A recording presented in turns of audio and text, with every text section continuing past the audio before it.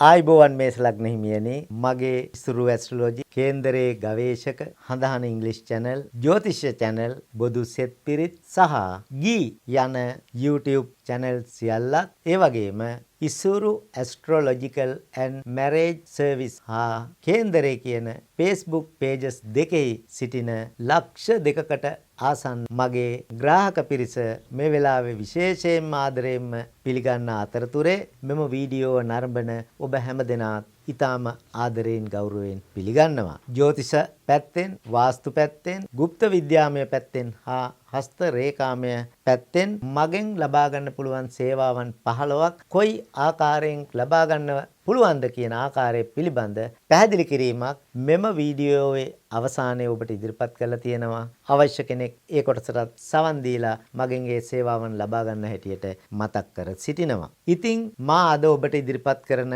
මෙම වීඩියෝවේ ලග්න 12ට පොදු වීඩියෝවක් බව විශේෂයෙන් මේ වෙලාවේ මතක් කරන්නට කැමැති. මේ ඉදිරිපත් කරන වීඩියෝවේ තියෙන කරුණු වලින් යම් කරුණු කාරණා එක් අයගේ කේන්ද්‍රයේ ලග්නාධිපති බලවත් වීම අනුව දුර්වල වීම අනුව ඒ වගේම ඔබ වර්ගෝත්තම ඒ වගේම සාධක වැනි උප්පත්තියකින් උපත ලබා තියේද යන්න අනුව ඔබේ කේන්ද්‍ර සටහනේ කේතු ග්‍රහතුමා සිටින බලවත් දුබලකම අනුව ඒ වගේම ඔබ දැනට ගත කරන මහදසාව අතුරු දසාව විදසාව සූක්ෂම දසාව කේතු ග්‍රහතුමා සමග මිත්‍රද සතුරුද යන්න අනුව ඒ වගේම මේ කාලේ ඔබට ඒ රාෂ්ටක අපල කාලයක් පවතිනවාද නැද්ද යන්න අනුව ඒකම ඔබට සුබ ඵල දෙන යෝග පිහිටා තියෙනවද විශේෂයෙන් පංචමහා පුරුෂ යෝග ස්ත්‍රී යෝග ඔබට පිහිටා තියෙනවාද ඒකම ධනය ලබා දෙන විශේෂ ධන යෝග පිහිටා තියෙනවද නැද්ද කියන එක අනුව කේතු ග්‍රහතුමා මේ ග්‍රහ ගෝචරය සිදුවන ස්ථානයට වැටෙන සුබ අසුබ දෘෂ්ටි අනුව ඒකම පෙර ආත්මේ මේ ආත්මය තුලත් ඔබ රැස් කරගත් සහ රැස් කර ගන්නා පින් බලය අනුවත් ඒ වගේම ඔබ විවාහකයෙක් නම් කලත්‍රය සහ දරුවන්ගේ පවතිනා වූ බල දුබලකම් අනුවත් මේ යම්කිසි ආකාරයක සුබ වැඩිවීමක් හෝ අඩුවීමක් සිදුවීමකට ඉඩ තියෙන බව මුලින්ම ඔබට මතක් කරන්නට ඕන. හොඳයි මේෂ ලග්න හිමියනි මා ඔබට මේ ඉදිරිපත් කරන්න සූදානම් වන්නේ පුරා වසර 10කටත් පසුව කේතු ග්‍රහතුමා 2025 මැයි 18 වෙනි ඉරිදා රාත්‍රී 7:33ට රාහු ග්‍රහතුමාගේ මාරුව සිදුවෙන අවස්ථාවේදීම සතුරුව මූඩව සිටි කන්‍යා රාශියෙන් ඔබේ මූල ත්‍රිකෝණ බලයෙන් යුත් සිංහ රාශියට පැමිණිලා 2026 දෙසැම්බර් 5 වෙනිදා දක්වා තාම බලවත් ග්‍රහ ගෝචර තත්ත්වයක් පවත්ව ගන්න. එහෙමනම් ඔබේ මේ ග්‍රහ ගෝචරය සිදුවන්නේ මේෂ ලග්න හිමියනි පස්වැන්නට. මේ පස්වැන්නේ සිදුවන ග්‍රහ ගෝචරයේ සුබ දෘෂ්ටි 4ක් වැටෙනවා. පළවැන්නට, හතරවැන්නට, නවවැන්නට සහ 11 වැන්න කියන ස්ථාන 4ට. එහෙමනම් කේතු ග්‍රහතුමා දුර්වලව පස්වැන්නේ ගෝචරය වුණා නම් අසුබ ඵල ලැබෙන බව මතක් කරනවා. නමුත් මූල ත්‍රිකෝණ කියන ඉතා ඉහළ බලයකින් ක්‍රියාත්මක වෙනකොට ද්විතීක අධ්‍යාපනය ලබන දුවා දරුවන්ගේ අධ්‍යාපන කටයුතු අනිවාර්යයෙන්ම සාර්ථකත්වයට පත් වෙනවාමයි මේෂ ලග්න හිමියන්ගේ. මේෂ ලග්න හිමියන්ට ලග්නේ රාෂ්ටකය ආරම්භ කර තිබුණා. ඉතින් සෑහෙන කාලයක් මේ ග්‍රහ මාරුව පවතිනවා. ඒ අනුව ගත්තොත් දරුඵල ප්‍රමාද වෙලා හිටි ඔන්න මේෂ ලග්න හිමි විවාහ කාන්තාවන්ගේ දරුඵල පිළිබඳ සීන සැබෑවීමට පටන් ගන්නවා. ඒකම ප්‍රේම සම්බන්ධතා වල යම් ගැටලුකාරී තත්වයන් තිබුණා නම් ඒ තත්වයන් සමනය වීමක් මේ කාලේ දකින්න පුළුවන්. තරඟ ආදියට ඉදිරිපත් වෙන්න සුබ කාලයක් විශේෂයෙන්ම අධ්‍යාපනාංශයෙන් ඉදිරිපත් වෙන තරඟ වලින් නම් ඔබ අනිවාර්යෙන් ජයග්‍රහණය කරනවාමයි. සතුරු කරදර, ඊර්ෂ්‍යා කරුවන්ගේ ක්‍රියා යටපත් වෙනවා.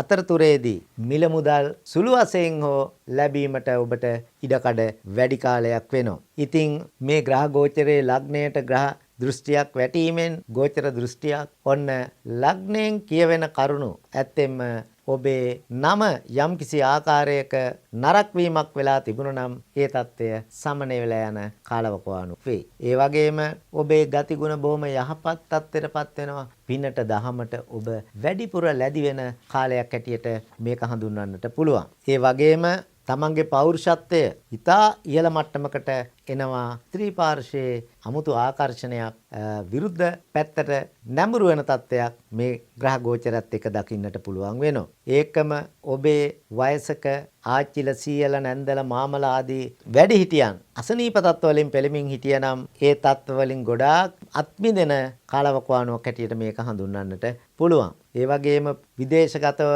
ජීවත් වෙන අයගේ ඉතා වාසනාවන්ත කාලයක් ඔබට ගත කරන්නට ලැබෙනවාමයි. ඉතින් මේ ග්‍රහ ගෝචරයේ තවත් දෘෂ්ටියක් වැටෙනවා 4 වැන්නට. එහෙනම් ඔබට ලස්සන ගෙවල් දොරවල් ඉඩකඩම් හිමි වෙන කාලයක් වෙනවා. ඒකම අලුත් වාහන මිලට ගැනීමට ඔබ සිතාගෙන ඉන්නවා නම් ඒ සීන සැබෑ කරගන්න හොඳම කාලය මේ බව කියන්නට ඕන. කුමන විදියකින් වුණත් සිතේ මානසික පීඩා මේ කේතු ග්‍රහතුමා සියල්ල හකුලවගෙන ඉන්න නිසා යටපත් කරගෙන ඉන්නට ඔබට හැකියාව ලැබෙන කාලයක් වෙනවා.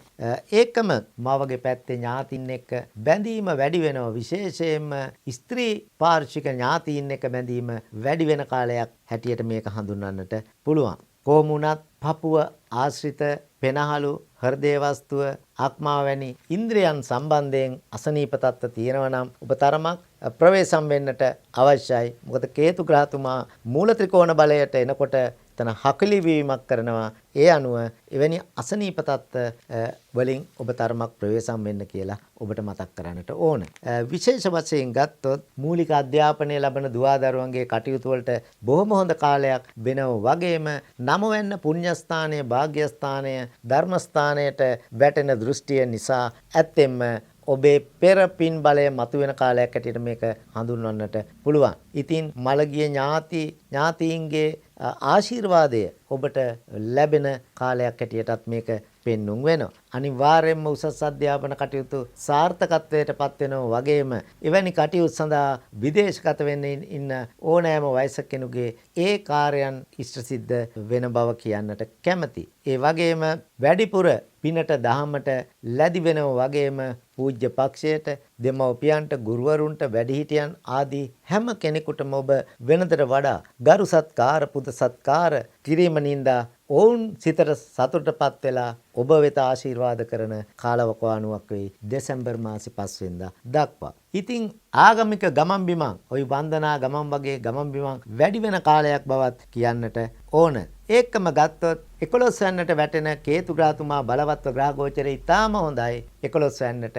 එහෙනම් ඇත්තෙන්ම ඔබට සතුටටපත් වෙන්න පුළුවන් තත්ත්වයක් ඇති වෙන්නේ ඔබේ ආදායම් තත්ත්වය වැඩි දියුණු වීම නිසා. ඔබේ රූපය අමුතු ප්‍රියංකර බවක් ඇති වෙනවා මේ කේතු ග්‍රහතුමා බලවත් වෙලා 11 වෙනි ගත කරනකොට. ඒක විශේෂයෙන් ජ්‍යොතිෂ පොතපතේ සඳහන් කරලා තියෙන බව මතක් කරගන්නට ඕන. අන්නේ ආකර්ෂණය ලැබෙන කාලයක් ඇටියට හඳුන්වන්න පුළුවන්. වැඩිමහල් සහෝදර සහෝදරයන් එක්ක බැඳීම වැඩි කරන තත්ත්වයක් වගේම හොඳ මිත්‍රයින් හඳුනා ගන්නටත් ලැබෙනවා. ඔවුන්ගෙන් දීර්ඝ කාලයක් ඵල ප්‍රයෝජන ලබා ගන්නටත් ඔබට පුළුවන් වෙනවා.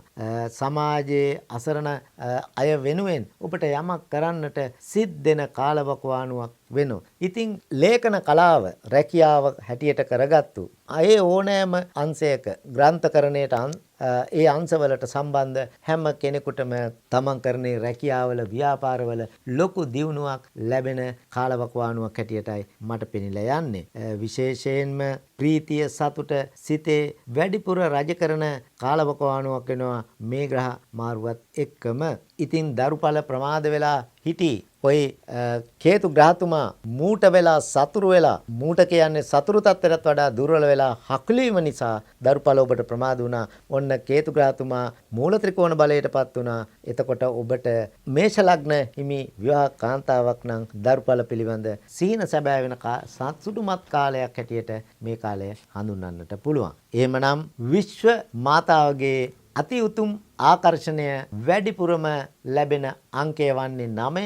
ඉතින් 9 වෙන්න හිමිවන්නේ මේ 2025 වර්ෂයට 2025 එකතු කරාම ඒ අනුව විශ්ව මාතාවගේ ආකර්ෂණය මේ වගේ සුබ ග්‍රහ ගෝචර වැඩියෙන් ඔබට ලබා දෙනවට ඔබ වැඩිපුර විශ්ව මාතාවට ආශිර්වාද කරන්න මමත් විශ්ව මාතාවගේ ආශිර්වාදය ඔබට වැඩියෙන්ම ලැබේවා කියලා ප්‍රාර්ථනා කරනවා. තෙරුවන් සරණයි. මගෙන් ලබා ගන්න පුළුවන් සේවාවන් පිළිබඳ විස්තරයක් මම දැන් කරන්න කැමතියි. ඔබට දේශීය සහ ඕනෑම රටකට අදාළව දල කේන්ද්‍ර ඒකම භාව කේන්ද්‍ර සකසා ගන්න පුළුවන්. ඒ ඇසුරින් එම කේන්ද්‍ර දෙකම හදලා සකස් කරලා අලුතෙන් ඔබට විනාඩි 30කට වැඩි පලාපල කතනයක් ඔබේ WhatsApp, Viber, Imo, Botim වලට ලබා ගන්නත් පුළුවන්. ඒකම අපල වලට කළ යුතු පිළිවෙත් පත්‍රිකා ඔබට ඒ සමග ලබා ගන්න පුළුවන් වගේම එම රෙකෝඩින් එකත් ඒ වගේම අපල පත්‍රිකා ටිකත් ලැබුණට පස්සේ වේලාවක් යොදාගෙන ඔබට අවශ්‍ය ඕනෑම කාලයක් අරගෙන මගෙන් එවන ලද පලාපල කතනය පිළිබඳ දීර්ඝ පැහැදිලි කිරීමක් කර ගැනීමටත් අවස්ථාව තියෙනවා. ඒකම අපල සඳහා નિયમિત පරිදි ඝන පිහිටුවල සකස් කරන ලද සෙත් කවි රචනා කිරීමටත් ශ්‍රී විෂ්ණු කතරගම සමන් දිව්‍ය රාජෝත්තමයන් වැඩ සිටින දේවාලයක එම සෙත් කවි මාලාව දින 7ක් වරු 7ක් අදාළ පූජාවන් තබලා ඔබ මෙරට හිටියත් විදේශගතව හිටියත් ඔබ වෙනුවෙන් එම කටයුත්ත ඉෂ්ට සිද්ධ කරලා දෙන්න සෙත් කවි ගායනා කරන්න මාලාව හැකියාව තියෙන බවත් ප්‍රකාශ කර සිටිනවා. ඒකම ඔය අපල සඳහා નિયમિત වාර ගණන ඒ කියන්නේ 10 වාරයකට වඩා වැඩි වාර ගණනක් ජීවම් කළ යන්ත්‍ර ටයිගර්ස් අයි බ්‍රේස්ලට් ඒ වගේම අදාළ මැණික් ගල් එබ්බ වූ මුදු අගස්ති රුද්‍රාක්ෂ ඕනෑම කිල්ලකට ඔරොත්තු දෙන පරිදි කිලි හරණය කරලා සකස් කරවා ගන්න පැළඳවීමේ කටයුතු මාලාව ඉෂ්ට සිද්ධ කරගන්න පුළුවන්. ඔබේ නමට එම වාර ගණන ඒ කියන්නේ 10 වාරයකට වඩා වැඩි වාර ගණන ජීවම් කළ බවට මගෙන් පටිගත කළ MP3 ෆයිල් එකක් ඔබට මෙම යන්ත්‍රය පැළඳීමට ප්‍රථම ලබා ගන්නට පුළුවන් බවත් මතක් කර සිටිනවා. ඒකම මුළු සිරුරම ආවරණය වන පරිදි සිරුරේ තියෙන ඇස්වහ, කටවහ, හෝවහ, අඬවැඩියා දෝෂ, යක්ෂ, പ്രേත, පිසාච, කුම්භාණ්ඩ යනාදී අමනුෂ්‍ය දෝෂ, ඒ වගේම අනවින කොඩිවින හදි හූනියම් වැල්පැන්නුම් ඉරිපැන්නුම් වැනි හිනා බෙහෙත් කැවීම වැනි නරක තත්වයන් වැනි දෝෂ තත්වයන් සියල්ල සමනය කර ගැනීම සඳහා සත් අඩියේ දෙහි කැපීමේ සාන්ති කර්මය මාලාව ඉෂ්ට කරගන්න පුළුවන්. වගේම තත්කාල හා නිමිති ශාස්ත්‍ර ඔබට මා වෙතින් ඔබට ඉටු කරවා ගැනීමට හැකියාව ඇති බවත් ප්‍රකාශ කරනවා. ඒකම නිවාස නැකත්, විවාහ නැකත්, අකුරු කියවීමේ නැකත් ආදී එකී නොකී සෑම වර්ගයකම නැකත් වර්ග මාලාව සකස් කරවා ගැනීමට හැකියාව තියෙන බවත් මේ වෙලාවේ මතක් කර සිටිනවා. විශේෂ වශයෙන් නිවෙස් වල කටයුතු ආරම්භ කිරීමට කලින් හෝ නිවසට ප්‍රවිෂ්ඨ වීමට කලින් සිදු කරන අංග සම්පූර්ණ බහිරව පූජාවන් මා වෙතින් ඉටු කරවා ගන්නට පුළුවන්. විශේෂ වශයෙන් 20 පොරොන්දම් ඇතුළු තවත් පොරොන්දම් වර්ග 8කුත් ඒ වගේම ජ්‍යොතිෂයේ සඳහන් වෙන විවාහ දෝෂ 21කින් ඔබට කොතරම් එම දෝෂ ගැලපෙනවාද කියලා කේන්ද්‍ර හිමියන් දෙදෙනෙකුගේ පොරොන්දම් පරීක්ෂාව මාලාව මනාව ඉටු කරවා ගන්නටත් හැකියාව තියෙනවා. ඒ වගේම පෝරුවේ චාරිත්‍ර, අකුරු කියවීමේ චාරිත්‍ර, නව ගෘහයන්ට ව්‍යාපාරික ස්ථානවලට ප්‍රවිෂ්ඨ වීමේදී සිදු කරන චාරිත්‍ර විදිත් මාලාව ඉටු කරව ගන්න පුළුවන්. විශේෂ වශයෙන් ඝන පිහිටුවල පුජ්‍යලයාගේ ව්‍යාපාරයේ වාහනවලට හිතා පළ දෙන නම් තබා ගැනීමත් මගෙන් ඉටුවක් කරවා ගන්නට පුළුවන්. විශේෂ වශයෙන්ම නිවස, භූමිය ඇතුළු සෑම තැනකම පවතින වාස්තු දෝෂ මාලාව පරීක්ෂා කරවා ගන්න පුළුවන් බවත් මේ වෙලාවේ මතක් කරන්න කැමතියි. ඊට අමතරව වාස්තු විද්‍යානුකූලව නිවාස සැලසුම් අඳවා ගැනීමට ඔබට මගෙන් අවස්ථාව තියෙනවා. තවත් සුබ පැත්තේ සියලුම গুপ্ত විද්‍යා කටයුතු මගෙන් ඉටුවා කරවා ගන්නට පුළුවන් වගේම ඔබේ විවාහ දෝෂවලට ගැළපෙන පරිදි මනාල මහතා හෝ මනාල මහත්මිය සොයා දීමේ බාරදූර වගකීමත් අප වෙතින් ඉටු කරවා ගන්නට පුළුවන් බව අවසාන වශයෙන් මතක් කර සිටිනවා. එසේනම් ඔබට තෙරුවන් සරණයි දෙපිහිටයි.